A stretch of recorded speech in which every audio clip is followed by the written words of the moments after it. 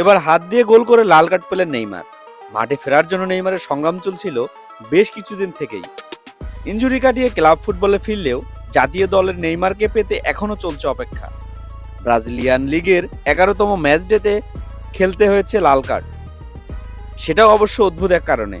হাত দিয়ে গোল করে লাল কার্ড পেতে হয়েছে তাকে। ম্যাচের 76 মিনিটে তার ওই লাল কার্ড দুর্ভাগ্য ডেকে এনেছে সান্তোসের জন্যও। বোটাফোগোর বিপক্ষে ম্যাচটাই শান্ত ছেড়ে যায় 1-0 গোলে। সান্তোসের হয়ে গেল মার্চের পর আজই প্রথম শুরুর একাদশে নেমেছিল নেইমার। মাঝে বেশ কিছু ম্যাচে মাঠে নেমেছিলেন সাবস্টিটিউট হিসেবে। বোটাফোগোর বিপক্ষে ম্যাচটা তাই ছিল বিশেষ কিছুই, কিন্তু শেষটা হলো লাল কার্ড দিয়ে। ম্যাচের প্রথমার্ধে যোগ করার সময় ফাউল করে প্রথম হলুদ কার্ড দেখেছিলেন নেইমার। দ্বিতীয়ার্ধে 76 মিনিটে হাত দিয়ে গোল করে দেখেছেন দ্বিতীয় হলুদ কার্ড, সেটাই পরিণত হয় লাল কার্ডে। গঞ্জালো এসকোবারের পাস ছিল বক্সের দিকে, বোটাফোগোর গোলরক্ষক ভিক্টর সেটা ঠেকিয়ে দেন। রিবাউন্ডে আসা বলটাকে এরপর হাত দিয়েই জালের দিকে ঠেলে দেন নেইমার।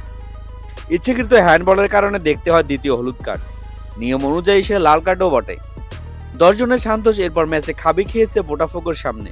86 মিনিটে আন্তুর গিরামেস গোল করে ম্যাচটাই জিতিয়ে দেন বোটাফোগোকে। এই হারের পর ব্রাজিলিয়ান লিগের রেলিগেশন জোনেই চলে গিয়েছে সান্তোস। 11 ম্যাচ থেকে তাদের অর্জন মোটে 8 পয়েন্ট, আর 10 ম্যাচ থেকে 15 পয়েন্ট নিয়ে টেবিলের নবম স্থানে বোটাফোগো।